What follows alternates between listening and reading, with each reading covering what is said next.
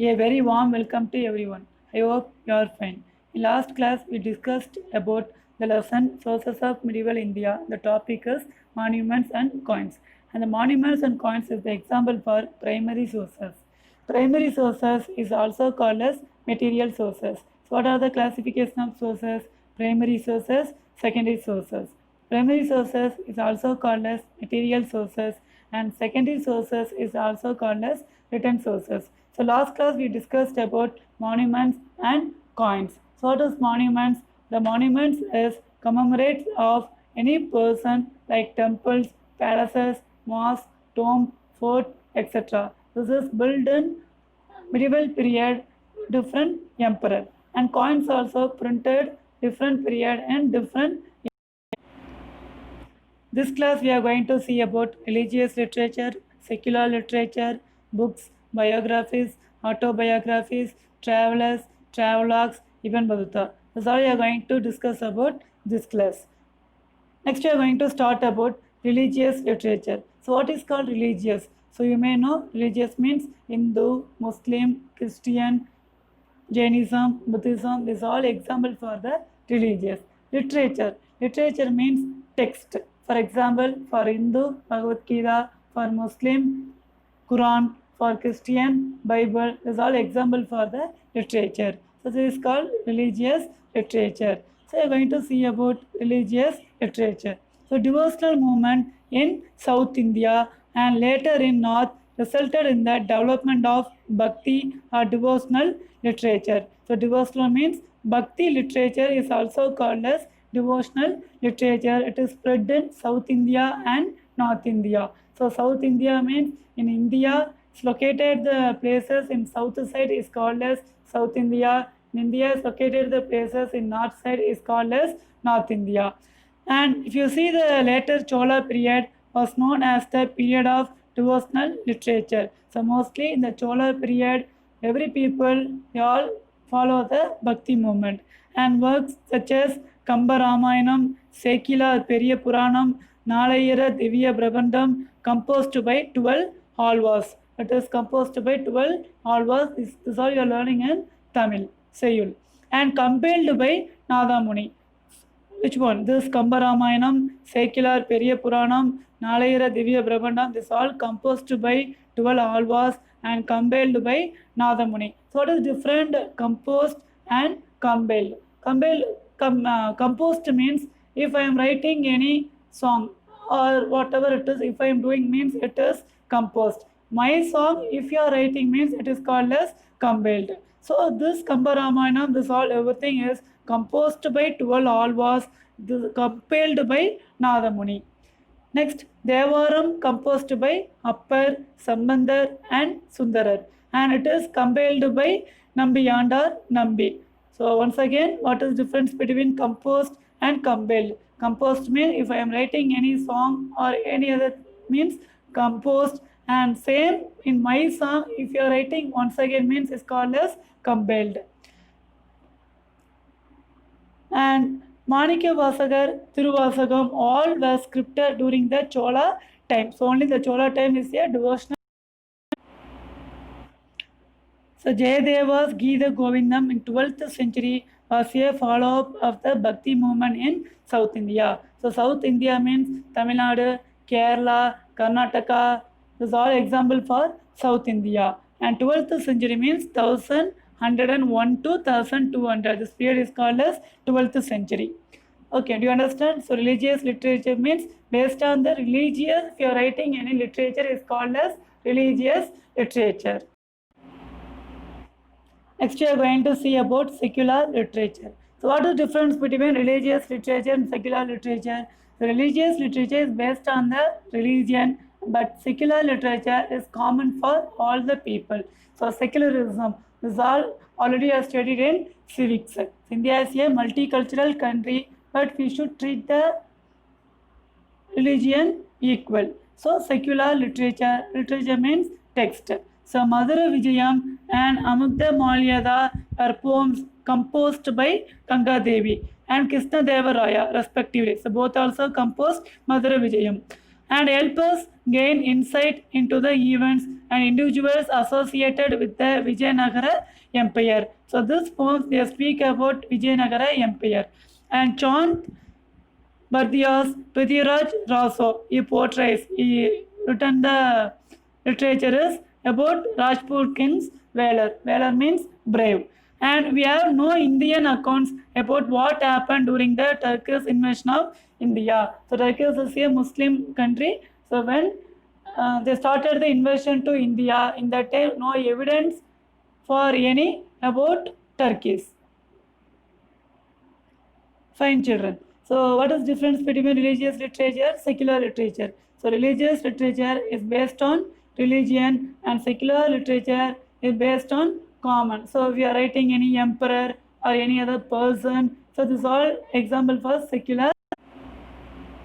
Next we are going to see about books, biographies, autobiographies. So what is the meaning for books? Books means if you are reading the textbook is also called as books. And biographies. So biographies means if you are writing about others is called as biographies. For example, if I am writing about you is called as biographies. And autobiographies, if you are writing myself is called as autobiographies, or if you are writing yourself is also example for autobiographies. So Minda-us Siraj patronized by Sultan Nasiruddin Mahmud of slave dynasty. So patronized means support. He wrote the Dabagat Ki Nasiri and it deal with the period from the conquest of Muhammad Ghori in AD 1260.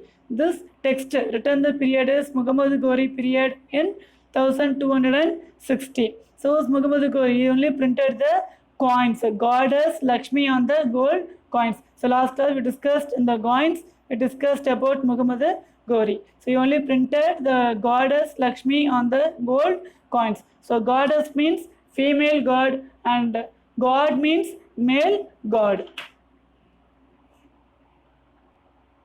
Next, so Dabagat is a Arabic word. So Dabagat is a Arabic word, thus meaning generations or centuries.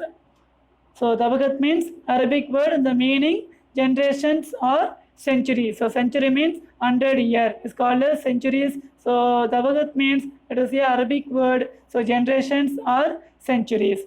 And this is a Persian word, thus meaning of autobiography. So what is called autobiography? So before you discussed, if you are writing myself is called as autobiography, or if you are writing yourself is called as autobiographies. And Tariq or Taguk or Arabic word, it is meaning of history. So history, so Tariq means the Arabic word is also called as history. So in the 16th century, the Emperor Baburnama and Abul Fazl Ain Akbari and Akbarnama provided detailed information about these two emperors. So during the 16th century, the Emperor Baburnama and Abul Fazl, they both also they are writing autobiographies. The both emperors also they wrote themselves. So if you are writing themselves means what text? Autobiographies. So they are writing themselves and giving them more information about the two emperors. So which are the emperor? Baburnama and Abul Fazl Aini Akbari. Okay. So Babur wrote Baburnama and Abul Fazl wrote Aini Akbari. This is autobiographies. And Akbarnama is provided detailed information about these two emperors. And the 17th century, the Jahangir wrote as Memoir. Memoir means for memories, Tuski Jahangiri. So in the 17th century also, Jahangir also wrote Tuski Jahangiri, throwing a lot of light on the period. So apart from autobiographies of emperor, they given more information about their ruling country. And this work spans 3 volumes. The volumes on Akbar reign as a frank and critical account of Akbar administration, particularly of his religious policy. So they are not writing about themselves also, as well as they are writing about their ruling also. Okay. And who is called Jahangir? So Jahangir is a Mughal dynasty. Is a Mughal dynasty. He only gave the license to British East India Company. After only British came to India, they started to rule in India. So Jahangir is a Which dynasty? Mughal dynasty. And what text he wrote means Tuski Chawangri. Do you understand? So books, biographies and autobiographies. So books means normal if you are reading the book as text, it is called book, and biographies means if you are writing others. For example, if you are writing your mother or if you are writing your father, is called as biographers. Autobiographies means if you are writing about yourself. Okay, so when you born, so where you studied, so what is your history of life? If you are writing yourself means called as autobiographies. Fine, children. Next, we are going to see about travelers and travelogues. So what is meaning for travelers and travelogues? So travelers means if you have traveled from one place to another place is called as travelers. Travelogues means you travel to other places. In that places you start to write any biographies or autobiographies is called as travelogues. I hope you understand very well. So travelers means if you are traveling one place to another place is called as travelers. After reached other places, after you traveled other places, if you are writing any text means is called as travelogues. Good. So Marco Polo is a Venetian traveler visited when the Pandya kingdoms was becoming the leading Tamil power in the 13th century. So during the 13th century, the Pandyan kingdom was very most powerful kingdom in Tamil Nadu. So in that period, Marco Polo traveled to India and he reached Tamil Nadu and he started to write the text. So it's called as travelogues. So Marco Polo traveled to India is traveler. He started to write the text. It's called as travelogues. I hope you understand well. And Marco Polo was twice in Coil. So Marco Polo reached twice. Twice means two times he reached Coil, and which was a port city presently in Thoothukudi district of Tamil Nadu. So Marco Polo during 13th century reached Coil. At present, the Coil is also called as which place is located? Thoothukudi district. And it was full of ships from Arabia and China. So when Marco Polo reached Thoothukudi, that means Coil, in that time most of the ships China and Arabia ship. And Marco Polo tells us that he himself came by a ship from China. So Marco Polo during the arrival, he traveled himself in the ship from China. So according to Marco Polo, thousands of horses were imported into southern India. So already discussed what is northern India, southern India. So in India, north side places is called as northern India. For example, Jammu Kashmir, Assam, Arunachal Pradesh, okay, Sikkim. These are example for northern India. And southern India is Tamil Nadu, Kerala, Karnataka, Andhra. So these are example for southern India. And next, we are going to see about Ibn Battuta. I hope you understand travelers and travelogues. So different travelers and travelogues. Travel means you travel from one place to another place. Travelogue means after reach, if you are writing about any text, is called as travelogues. Fine, children. So next we are going to see about Ibn Battuta. So Ibn Battuta also traveled from one country to another country and he wrote a text. So this is also travelers and travelogues. So Ibn Battuta in 14th century in Arab born Morocco scholar. He born in Arab and is a Morocco scholar. Traveled from Morocco right across North Africa to Egypt. So he traveled from Morocco and reached North Africa and Egypt, and he reached Central Asia and India. His travelogue in that period, written the book is Rigla. Rigla means travel, contain rich details about the people and countries he visited. So Ibn Battuta, where he visited, in that time he written the book is Rigla. So in that book he written about their people. So where he visited, about information given the book Rigla.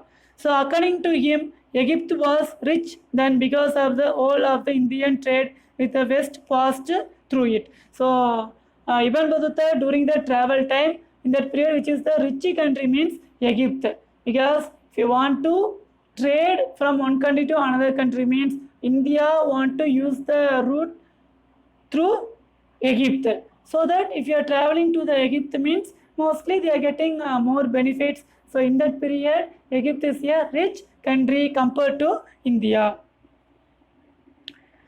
Then Ibn Battuta tells us of caste in India, caste in India and the practice of sadi. So Ibn Battuta, when he traveled India, in that period is prevalent important or social level is caste systems. In that period also people they followed the caste system, and our Rajput religious they followed the sadi. So what is called sadi? Sadi means husband die means the wife also want to die, that same funeral pyre. The funeral pyre wife also want to die is called as sadi. So this is one of the very worst social evils against women. So this was abolished during the British period. Lord William Bentinck, with help of Rajaram Mohan Roy, the social reformer, he abolished the sadi in 1529. So it is called sadi. The husband die means wife also want to die, that same funeral pyre is called as sadi. So when Ibn Battuta traveled to India, in that time most prevalent in sadi also. So he written the text. And we learn from him that Indian merchants were carrying on a brisk trade in foreign port. So in that period, one of the rich merchants is they're using the foreign ports and Indian ships in the seas.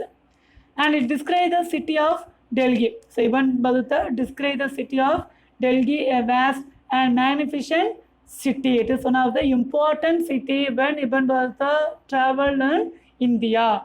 But were the days when Sultan Muhammad bin Tughlaq transferred his capital from Delhi to Devagiri. So when Ibn Battuta traveled India, in that period, Delhi is one of the important city. So now at present, Delhi is a capital of India. Is okay. So Delhi is a New Delhi is a capital of India. So during Ibn Battuta travel to India, in that period also, Delhi is one of the important city. But what happened? When Sultan Muhammad bin Tughlaq transferred his central from capital from Delhi to Devagiri. So Devagiri is Daulatabad. It's also called as Daulatabad in the south. So converting the city into a desert. So when the capital Delhi is transferred to the Devagiri, in that period Delhi became a desert area. Delhi became a desert area. So in the south, Vijayanagar had many foreign visitors. So during Vijayanagar, who ruled in south side? Vijayanagar Empire. In that period ruled by Vijayanagar Empire. So in the south, Vijayanagar had many foreign visitors who left began their detailed accounts of the state. So during the Vijayanagar period, many foreign visitors reached India and they left many accounts about south. An Italian named Niccolo Conti also came in 1420. The Italian person Niccolo Conti came in 1420. And Abdul Razzaq came from Hurt, the court of Great Khan, Central Asia in 1443. So Abdul Razzaq also reached in India in 1443. So they all traveled. So why you are discussing about this? All the person means they all traveled to India and written the text. So it is called the travelers and travelogues. Then Domingo Paes, the Portuguese traveler, visited the city in 1522. So all of them recorded their observation about our country. So all of them recorded their observation, which are very useful for us today to know the glory of the Vijayanagar Empire. So this all the person they written about their text about Vijayanagar Empire. So only in our history we are learning about. So how we are learning about history means with the help of the evidences, sources. So without sources we cannot learn history. Okay, so this all the information they observed by different travelers and the written different texts. So it's called as travels and travelogues. So we are learning about Vijayanagar Empire also. With the help of this traveler we learn Vijayanagar Empire. Fine children. So conclusion. So sources are classified as primary and secondary sources. So how we are learning this history? With help of sources. So sources are classified as primary and secondary sources. So primary sources is also called as material sources, and secondary sources is also called as written sources. So primary sources are inscriptions, monuments, coins, etc. And secondary sources are literary works, travelogues, biographers, autobiographers, etc. And travelers account mostly by the visiting Arab and Persian scholar are given to the end. So mostly the travelers and travelogues, so mostly they visited the person from Arab and Persian scholar. They only reached India and they written about our Indian kingdom. Next, recap. Fine children, I hope you all understand this lesson. The first lesson, the sources of medieval India in history is completed. So once we can see the glance of this lesson. So what we discussed, sources of medieval India. So what is sources? Sources means evidence. So during a which period evidence we learned? Medieval period. So medieval period means 700 to 1200 is early medieval period, and 1200 to 1700 are later medieval period. So this is called medieval period, classified into early medieval periods, later medieval periods. Then sources. So what is sources? Sources means evidence. So sources are the supporting materials, documents or records. So with help of materials, documents or records is called as sources, the form of evidence that help to reconstruct our past. So if you are learning about your grandfather or any other person, means how you are learning with help of your father, mother, they are teaching about their parents. So the help of your generation, your past you are learning. So like our country, our India, our world, our past, how we are learning means the help of sources. So what are the sources? Primary sources, secondary sources. So primary sources is also called as material sources, and secondary sources is also called as written sources. So primary sources are inscriptions, monuments, coins, etc. And secondary sources are literary works, travelogues, biographies, autobiographies, etc. So then we discussed about inscriptions. So inscription means, for example, if you are taking any rocks, so above the rocks, if you are writing any information is called as inscriptions. So in our school also, in the entrance, we can see the inscriptions, which period they construct the building. So all the information given are Konganadu school. Okay, so inscriptions. Next, monuments. So monuments also is like a structure of the building is called as monuments. For example, temples, palaces, tombs, fort. This is all example for monuments. This is all discussed in last class. Then coins. So coins means, so now also you are using the coins. So in that period also the emperor they printed the coins. So mostly in the coins they given the emperor detail. For example, which period printed the coin, who is the emperor, their glory, their fight. So everything they printed in the coins. So a jittel contain 3.6 grains of silver. So jittel means coin, tanka means coin. So the jittel contained 3.6 grains of silver, and 48 jittel were equal to 1 silver tanka.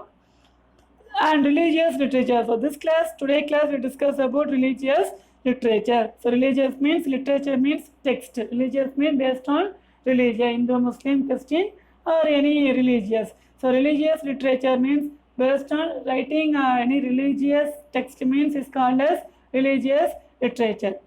Next is secular literature. So secular literature means it is common for all the people. It's called as secular literature. Then books. If you are learning the social textbook also example for books. So biographies means if you are writing others is called as biographies. Autobiographies means if you are writing ourselves or if you are writing yourself is called as autobiographies.